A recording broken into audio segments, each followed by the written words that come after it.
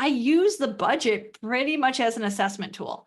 Like, okay, like here, what are you doing with your money? You know that you need to be working towards the specific goal that you've identified, be it paying off debt, maybe creating an emergency fund. Maybe it's just like, I just need to learn how to budget in the first place. Okay, well, then we take it one step at a time, and just like teachers would, and you break it down, and then you evaluate and see, do we need to go back and review one of these concepts? Do we need to go back and maybe approach it from a different angle? Welcome to the Teacher Money Show, the podcast dedicated to helping teachers navigate your unique financial challenges and unlock your financial superpowers. I'm your host, Shaun Morgan, a full-time teacher. That's right, I teach every day just like you, and personal financial coach. And I'm here to help every teacher, whether you're a seasoned teacher looking for fresh insights or a new educator navigating your first paycheck, to have a richer wallet, classroom, and life. The contents of this podcast are informational in nature and are not legal or tax advice, and neither I nor my guests are engaged in the provision of legal, tax, or any other advice. You should not act upon this information without first seeking appropriate advice from an accountant, financial planner, lawyer, or other professional. I'm super excited to have Colleen Salchow on for today. She is a military spouse, mom of two, and former special education teacher that now teaches her financial coaching clients how to take control of their finances. She works virtually with clients to develop individualized strategies for their unique financial goals. After she and her husband paid off $60,000 of debt, she identified a need for financial education. She launched her business in 2019 and has moved from the West Coast to the East Coast. With 5 years of teaching experience, she specializes in working with women to develop healthy financial habits. She is an accredited financial counselor and is a certified student loan professional. Colleen, welcome to the show. Thanks for having me. I'm super excited to have you on. So we read in your introduction that you've got this background in special education and this interest in personal finance. What got you into education originally, and what got you into personal finance originally? Oh gosh, what got me into education originally? I loved helping people. And when I was in high school, my parents encouraged me that to go volunteer, because I was like, I want to be a teacher. My mom was a teacher. She taught elementary school, and she's like, it's not an easy profession. Like, everyone thinks you get the summers off. And I saw firsthand, like, how she was working on the weekends and at nights, even grading, first grade papers and doing projects and everything. But I started volunteering at our local ISD in Michigan, where individuals with severe disabilities and multiple disabilities. And I really enjoyed the work I was doing in their classrooms. In Michigan, those students would go to school year round for free. And so during the summer, I would go and volunteer a lot. I realized I enjoyed working with that population. And so that's how I found my path. And I graduated in 2007 from Western Michigan University with a degree in special education. I was endorsed to teach K through 12 cognitive impairments, K through 12 learning disabilities. But the unique thing about going to college in the early 2000s, it was right as No Child Left Behind was being implemented. And our Department of Education there at Western was very aware of the burnout rate for teachers, especially in special education. So they told us, they were like, listen, you're going to go through the program, but you have to get an endorsement in elementary education so that when you're ready to leave the special education classroom, you still are certified to teach and continue on. So I had that endorsement. That was my third endorsement. And my fourth endorsement was to teach English at the middle school level. So I taught just south of Detroit from 2007 until 2011, which was a very unique time to be in that area due to the recession and the and specifically how it impacted the automotive industry, and how there were so many jobs that were literally leaving the state by the month. And it was impacting young families in particular, that many teachers that were in their first beginning years at that time were being pink slipped. And for your listeners that don't know what pink slipping means, that means basically when your school district comes to you and says, listen, you've done everything we've asked you to do. You have good evaluations, but we can't guarantee that we're going to have enough students in the classroom. to have you on our payroll. So I was pay slipped twice. I came back every time, but it showed me the importance of having an emergency fund and knowing where your money was, because you might be doing everything that's within your control, but then life happens and you're going to need to be able to be self-sufficient. So that's how I found education. And when my husband and I were married in 2011, I moved to North Carolina where he was stationed. I taught 1 year of fourth grade there. But when we combined our finances, we realized that we had $60,000 of debt with $9 in our checking account and $100 in our savings account. And I was scared. We were overwhelmed. It literally felt like a punch to the gut. But fortunately, we learned how to make a budget and get out of debt. And we were able to pay off that debt in 2 years. I quickly learned the difference between teacher pay from Michigan to North Carolina.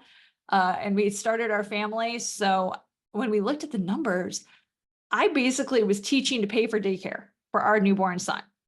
And at that point, I was like, I love teaching, but financially, it just didn't make any sense for me to stay in the classroom anymore. So we continued on with my husband's military career. We were blessed with one more child. And I was a stay-at-home mom, basically from 2013 until 2019. And during that time, I had many conversations, not just with military families, but with also, just friends in general, and how many people didn't know how much debt they had. They didn't know it was in their emergency fund. It was a conversation that so many of my peers were just like, not interested in. And I saw firsthand how empowering it was to have an awareness of what was in your financial, accounts. And so that's why I saw a need. That's where I saw a need for financial education one-on-one. And I launched my business in 2019. Okay. So you hit on a lot of points there. I love how you talked about the importance of being prepared, because everyone talks about like, your job is it's safe, it's secure, like you're getting that steady paycheck, that you don't want to lose that. Well, you don't have control over that. Okay. The reason that I currently teach online is because I was told, by the way, this bubble group of students, we had too many sixth graders and then seventh graders and eighth graders in the school because it just was, a bubble group.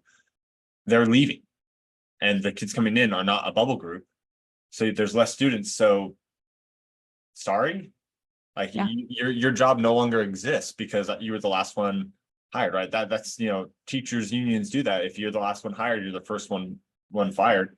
And I was let go from my job. We had moved here to take this position.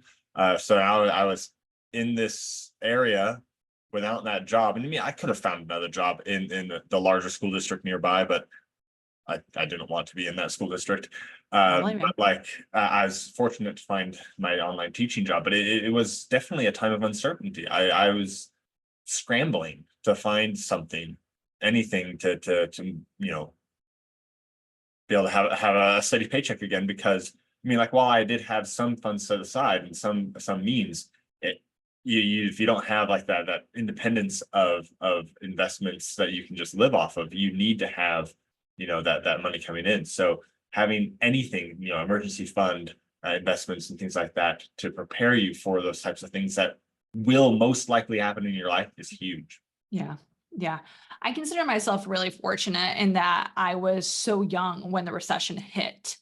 And I had been investing since during college myself, but I didn't have enough to go live off of at that point. I had started a Roth IRA. And so like when I was 24, so that was not enough to live off of. And I'll be honest with you, Shaun, I've seen so many people that are teachers work during the summer. This whole idea that teachers just get the summer off. If you're trying to continue your education and maintain your certification, you're taking classes. I worked on my master's degree on the weekends. I was working at my apartment complex as the social director so that I could get a reduction in rent. I had part-time jobs even when I was working full-time teaching just south of Detroit. It was there. Teachers are a unique group of individuals that it's always been drilled, at least for me, it's always been, drilled in my brain that like we do a lot for a little. we do a lot for a little. Teachers can make a nickel stretch, but at the same time, you don't want to get burned out either. Right. Yeah, the burnout is a real problem, and it is like, over the summer, that is a time that most teachers are working, and I think most teachers need to be working during that time, at least while you're getting out of debt, while you are building your financial foundation. Right. I mean, like, there are situations, of course, where, if you're farther along in your career, maybe, or you have a spouse that's working and that's covering your expenses during that time, you don't have to work. But if you are, just starting out, like, that summertime is not time off. And realizing, people say, well, like, oh, I get paid terribly as a teacher, that's so awful. Well, what's happening is they are paying you for just your contract hours during just your contract months. So you are not getting paid for those 2 extra months. They're just stretching your income over those 2 extra months. So that's why your paycheck feels terrible. Because if you were working those 2 extra months, they would take those 2 months worth and shove it across the rest of the months, and then they'd pay you across those. And it would make a big difference in your overall paycheck if you were doing that. But since it's not, then you kind of have to supplement that to have a real full year worth of income, unless you're blessed to be in a situation where you don't have to do that. Mm-hmm. So you got into personal finance because you were paying off your debt, and it was necessity. You had to get into personal finance or you were going to struggle. So now that you've been through it, you can turn around and help others. How are you using your teaching acumen in now helping others with their personal finances? Yeah, I approach it very much like I would teaching a lesson. Like the programs I've developed, I've got lessons. And so we go through every lesson, and just like you would when you were teaching, you would teach the lesson and evaluate and assess. Are they understanding the information? I use the budget pretty much as an assessment tool. Like, okay, like here, what are you doing with your money? You know that you need to be working towards the specific goal that you've identified, be it paying off debt, maybe creating an emergency fund. Maybe it's just like, I just need to learn how to budget in the first place. Okay, well, then we take it one step at a time, and just like teachers would, and you break it down, and then you evaluate and see, do we need to go back and review one of these concepts? Do we need to go back and maybe approach it from a different angle? Yeah, that's how I take it. I still teach, but it's with budgets now, and the numbers do not lie. If they are not making the progress that they wanted to make towards a goal, what's going on? What has to change? Do they need to increase their income? Are there other areas of their budget that they need to reduce? It's usually a combination of both. Okay, so the idea of the budget as an assessment tool, I think, is fantastic. I love comparing personal finance to teaching because it is. I mean, teaching is so diverse. You can really make it analogous to almost anything.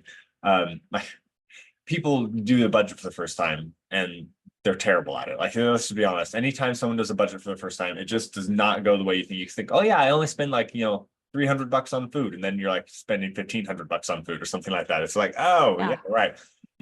But like, think about that as like a pretest. Whoever nails a pretest, like, only that one really weird kid who is studying math over the summer because they just really like calculus and they're in like 7th grade. That kid's gonna nail your pretest, but everyone else is gonna know nothing. And that's okay. That's where you would expect the normal average person to be. But then as you learn about it, you would expect to do better and better and better on that assessment tool over time. So it's just really important when you're looking at your budget. Don't get discouraged because you didn't do the budget right the first time, right? Just think of it as that was the pretest. Now let's learn from that and move forward.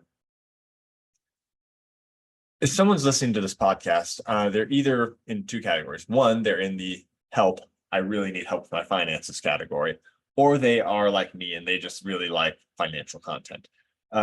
Speaking to that group of people, if someone's just really liking financial content, do you think that's something like what you do, like with financial coaching, is something that's attainable for most teachers to be able to do that if they are interested in and learning about financial content?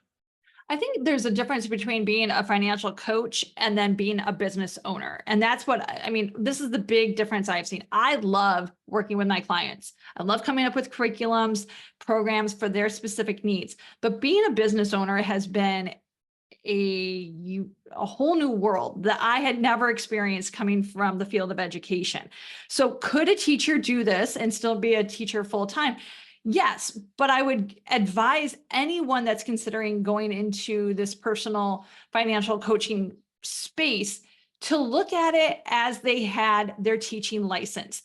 You want to be certified in this space. Right now, it is a unique area of the financial world in that there are no real regulations as to like, you have to have this licensures.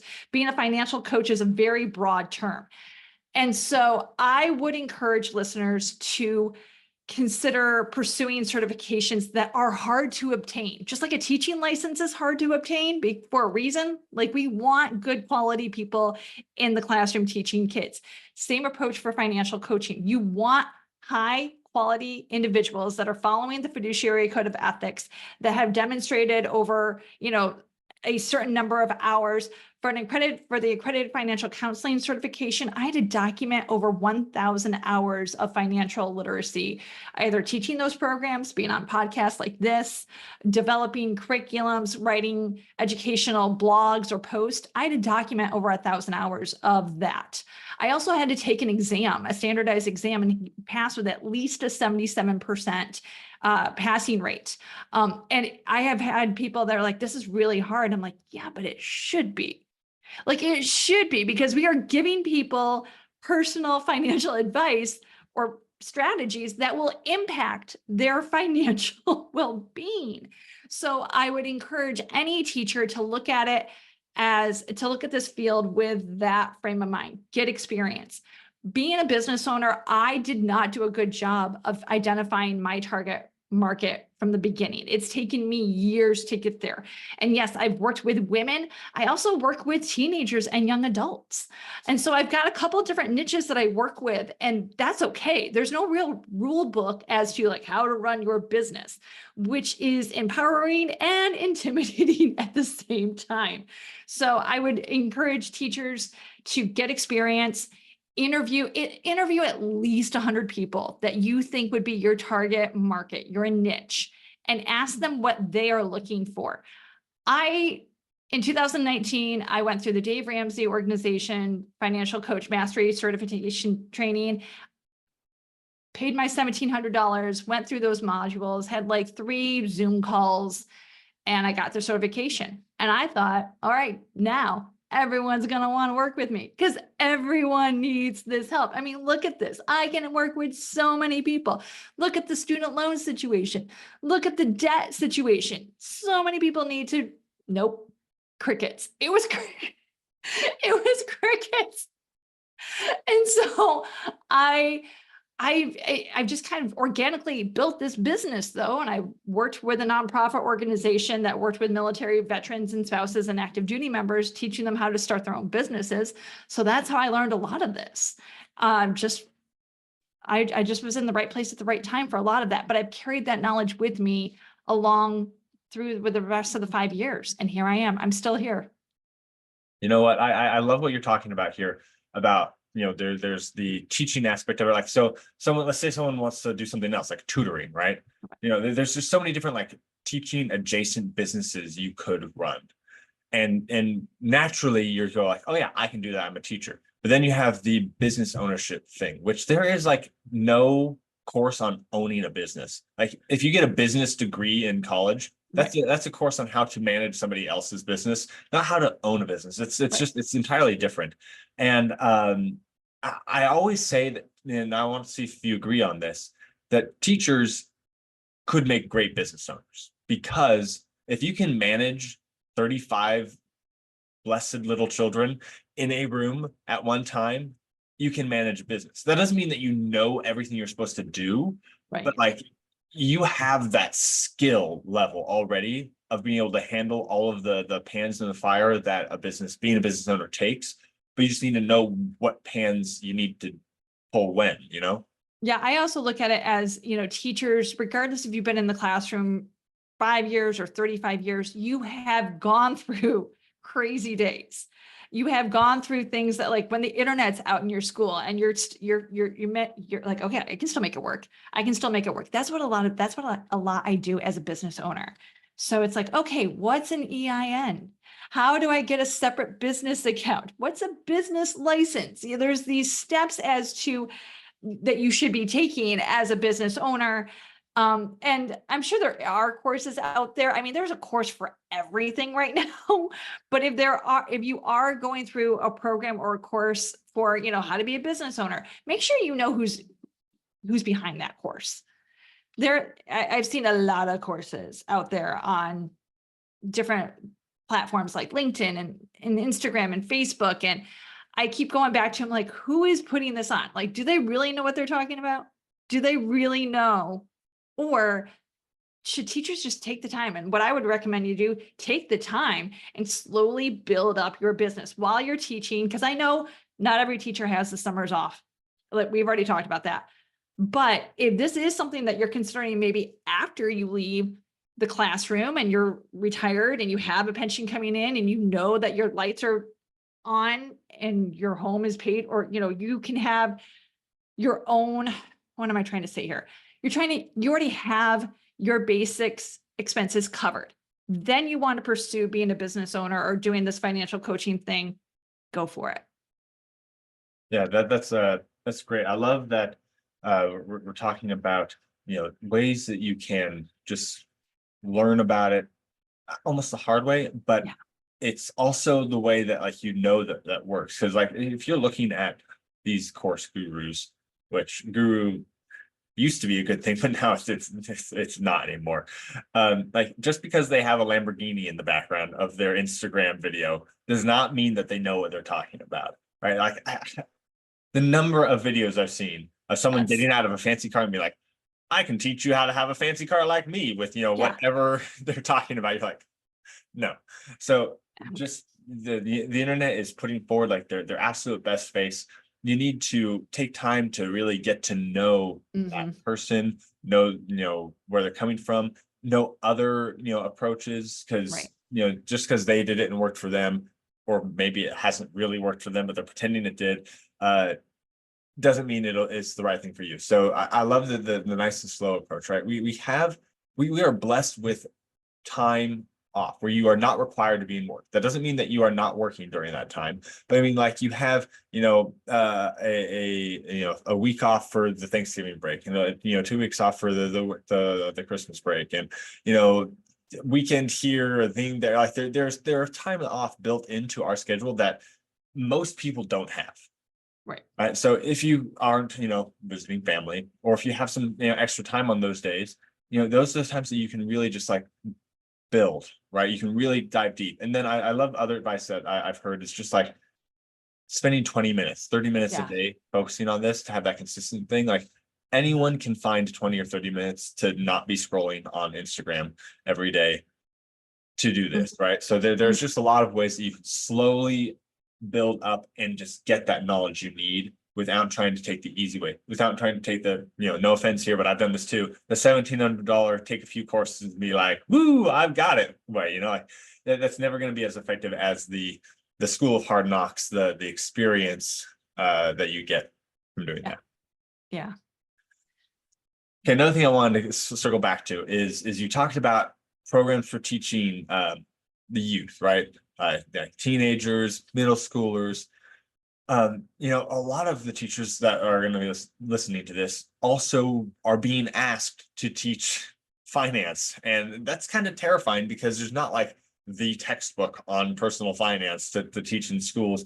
And there are a number of resources out there, but how do you approach supporting middle schoolers, which it is quite young to be teaching personal finance? I don't think it's ever too young to start, but, like, to have, like, a course on that, or to do one-on-one on that is on the younger end of that.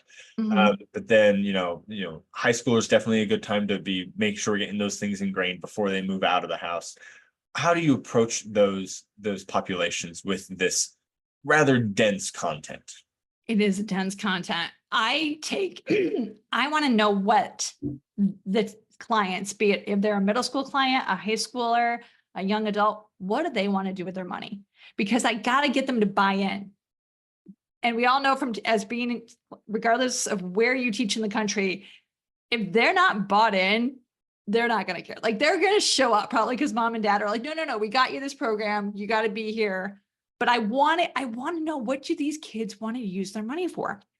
Because once they can create their own SMART goal, specific, measurable, attainable, realistic, and has a timeline for their money, then we can be like, okay, so you want to go buy the sneakers that your mom doesn't want to buy you because she's already bought you shoes and you're 12 and your foot is growing. All these reasons why mom doesn't want to buy them, but you do. You want to buy them, and you've been babysitting and mowing lawns and raking leaves and working to earn the money. Okay, how do you get to that point where you get to buy those shoes? And that's where I can get them to really buy in. So having them first identify what they want to use their money for, and then helping them identify different ways to get to that goal. Yeah, I love that, getting that buy-in, right? Because the beautiful thing about personal finance is it's personal, which means that it's applicable to everybody, right? I mean, when I was learning, I don't know, the negative exponent rules in 8th grade, I have not used those since. And it's kind of hard to get buy-in on that sometime, because I was like, I'm not going to do it. Like, this is just not going to happen. Yeah. But with personal finance, like, even though the topic can be dense, you can immediately connect it to something that somebody wants, something that they are interested in. So I think that is huge. We just had Vince Shorb on. Vince Shorb, he's the Economic Council for Financial Education CEO, and he talked about how you can really connect to the people in high school. Be like, okay, you are moving out of your house. What do you want to do when you move out? How are you going to survive? Or like what? And like, just that really makes it real. It's not like, okay, let's make a budget because why not? No, it's like, you're leaving your house very soon, in a number of months, right? What are we going to do about that? So just making that connection to their life is the number one, hands down, biggest priority. All of the definitions and all of the practice can come after they have been connected to. Yeah, it really comes down to, and this is for anybody, for any goal, but identifying why. There's that famous Simon Sinek YouTube video, Know Your Why.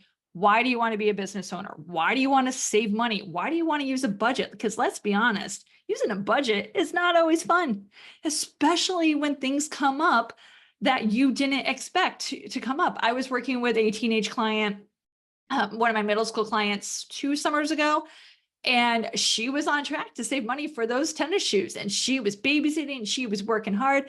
I go to work with her 1 week, and she's really like, she's not talking, she's not making eye contact with me. And I'm like, what's up, kiddo? And she said, well, after volleyball practice, I was driving the golf cart by the pool, our community pool, and I thought it was a good idea to jump in the pool because it was hot. And I forgot that I had my cell phone in my pocket. And so now I have to go buy a new cell phone. And I'm like, okay, yeah, it was a great life lesson. How many people do we know, including myself, have done something similar? Accidents happen. You're not a bad person. It happens though. So what do you do? What happens to that budget when these unexpected things come up? You modify it, you adapt, you adjust, okay? And all right, so then she had to make a choice. Like, what does she want more, the shoes or replacing the cell phone? We looked at those numbers and she made the choice, but ultimately she made the choice. And so this is, I mean, middle school, it is a young age, but there's still amazing opportunities to develop those, not just those habits, but just to normalize the conversation. Her mom was at that table too with me when I work with my middle schoolers and high schoolers and young adults. Mom and dad are paying me. I'm working with the kids, but mom and dad are paying me. Maybe I would have a grandparent or a mentor at some point, but right now, everyone I've worked with has been a parent. They are welcome to come to the table or join the Zoom call. Some of them do, some of them don't. I do circle back to them, let them know like, hey, this is what we talked about today. And it's been very impactful because many of these parents were not encouraged to talk about finances as a middle schooler themselves. So they're trying to, break that cycle of not talking about a topic that was taboo for so long. Yeah, I love that. And by the way, the Simon Sinek, fantastic. I'm so glad you mentioned this. I read his book, Starting with Why. I recommend that one. I'll post that in our show notes. You can find the Cool. show notes at teachermoneyshow.com/podcast. You find all the show notes for our show there. So I mean that's huge. And I love how you talked about how even in middle school they have a why. They have something that they're interested in. And then there's that, that tension. Well, which is more important to me right now? They get to figure that out. But yeah, I also love how you've talked about having parents. I mean, I loved everything you talked about. The parents in the room, I think is so important because like, how many of these parents actually know these financial principles themselves? They might be learning just as much as the middle schooler is along the way, or getting reminded of good habits that they don't have anymore, or there's just lots of things that can be benefited. I think if we can have parents involved with the students as they are learning personal finance, like like homework. I'm not usually a fan of homework, but if you send homework home from like a personal finance class that you're teaching and be like, hey, talk to your parents about this. Yeah. Like that is a great way to just make the impact spread so much wider. Yeah, I mean, the parents and the parents that have hired me, I'll be honest with you, they are confident when it comes to finances, but they're looking for somebody to come to the table that's a trusted adult that has the experience and it's not trying to sell their kid on the get rich quick scheme. And that's where and this is the feedback I've gotten from these clients. They're like, we're going to start with the basics. If you can tell $100 what to do, it's going to make it a lot easier to tell $1,000 what to do and 10,000 and so on. But you got to start small. It's okay to start small, and it's actually easier to develop that habit when it's small, but it's different when it's someone else other than mom or dad saying, you gotta make a choice here. Right. Are you going to pay for the cell phone? Or are you going to pay for the shoes? What are you going to do? Because they can't expect you to pay for the other one. No. Yeah. Yeah, that's huge. I love that. All right, so we're coming up on the end of our time. Is there anything else about the number of conversations we've had? We've talked about just being prepared when things go crazy. We've talked about coaching and being a business owner. We've talked about helping young adults and teenagers and tweens starting off on their finances. Do you have any other nuggets of advice you want to share along any of those lines? Just to any teacher that's out there listening, the area of personal finance, from my perspective, is so broad. And now with access to information from podcasts, from social media, to all of these various blogs, there's a ton of information and different perspectives out there. So I would encourage you to listen to a variety of different approaches, because when it comes to personal finance, the number one question the number one answer to a question is it depends. Everybody's situation is unique. So, be open to different approaches. Some people like credit cards. Some people are anti-credit cards. Knowing when to have a credit card and when not to, that's an empowering skill set. That's an empowering set of information. So if you're a teacher out there listening and wanting to learn more about financial education, I encourage you to go and listen to a variety of people and also know what those people's background is. Where are these people coming from? Because what I've seen a lot of people do is they'll talk all about how they love this one, platform for investing. And then at the end of the podcast, you hear like who the sponsors were for the podcast. And one of the sponsors was the owner of that platform. So understand who you're listening to and what their motivation is, and go from there. But it's definitely a great space. It is a space where there is absolutely a need out there. We can see that with the data coming in about the national debt, with student loan debt, with home rates going up. I mean, there's going to be a need for this conversation.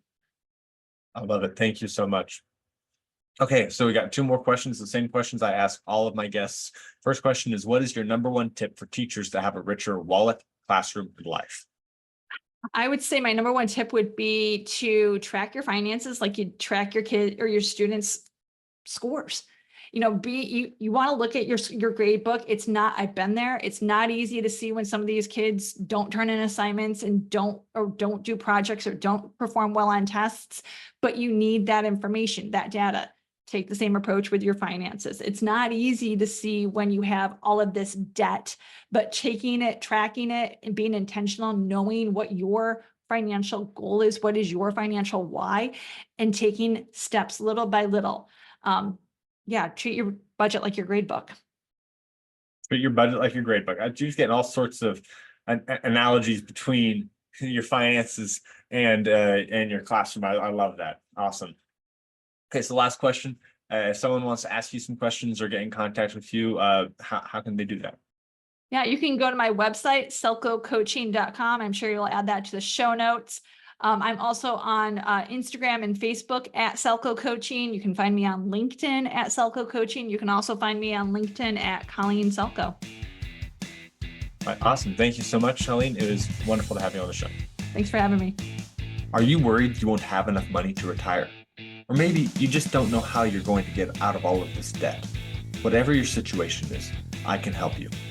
Go to teachermoneyshow.com/guest and fill out the form there. And you can come on the show for free coaching, or we can meet one-on-one to discuss your needs. I look forward to talking to you.